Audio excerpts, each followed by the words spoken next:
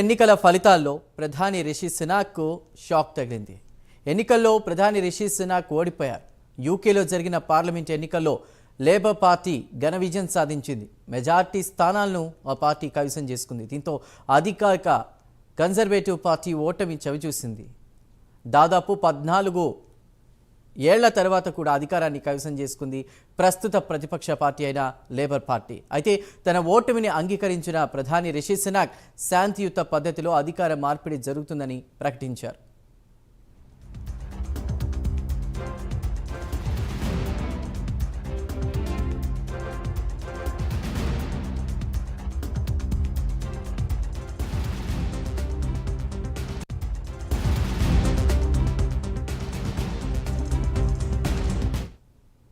Britain ఎన్నికల ఫలితాల్లో ప్రధాని రిషి సునాక్కు షాక్ తగిలింది. ఎన్నికల్లో ప్రధాని రిషి సునాక్ ఓడిపోయారు. యూకేలో జరిగిన పార్లమెంటు ఎన్నికల్లో లేబర్ పార్టీ ఘన విజయం సాధించింది. మెజార్టీ స్థానాలను ఆ పార్టీ కైవసం చేసుకుంది. దీంతో అధికార కన్జర్వేటివ్ పార్టీ ఓటమి చవిచూసింది.